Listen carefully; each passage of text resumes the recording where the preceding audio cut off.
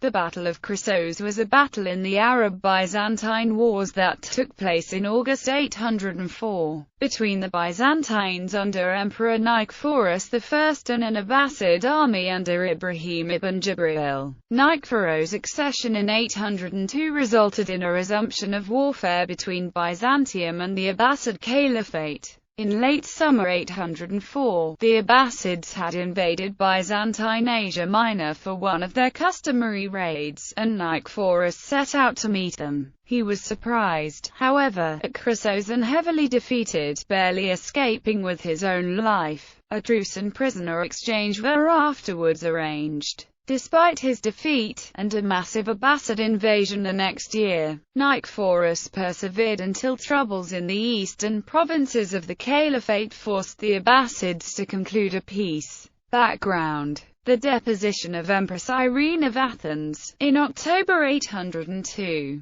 and subsequent accession of Nikephoros I signaled a more violent phase in the long history of the Arab-Byzantine Wars. Following a series of destructive annual raids across Asia Minor by the Caliphate, Irene seems to have secured a truce with Harun al-Rashid in 798 in exchange for the annual payment of tribute, repeating the terms agreed for a 3-year truce following Harun's first large-scale campaign in 782. Nikephoros, on the other hand, was more warlike and determined to refill the imperial treasury by, among other measures, ceasing the tribute.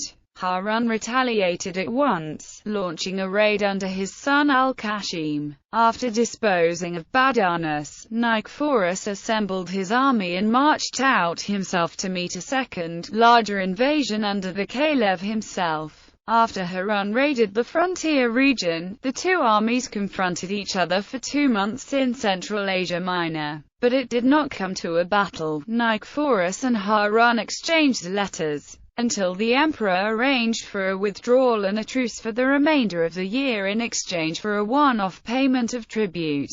Battle. In August 804, Harun dispatched another raid under his general Ibrahim ibn Jibril. The Arabs crossed into Asia Minor through the Cilician gates and raided freely. Nikephoros set out to meet them, but was forced to return before he could do so, due to some unspecified event at his back. On his march home, however, the Arabs launched a surprise attack at Krasos in Phrygia and defeated his army. According to al-Tabari, the Byzantines lost 40,700 men and 4,000 pack animals, while the emperor himself was wounded 3 times. The Byzantine chronicler Theophanes the Confessor confirms that the imperial army lost many men and that Nikephoros was almost killed himself, saved only by the bravery of his officers. Aftermath. Preoccupied with trouble in Khorasan, Harun now accepted tribute and made peace. An exchange of prisoners was also arranged and took place during the winter at the two empires' border. On the Lamos River in Cilicia, some 3,700 Muslims were exchanged for the Byzantines taken captive in the previous years.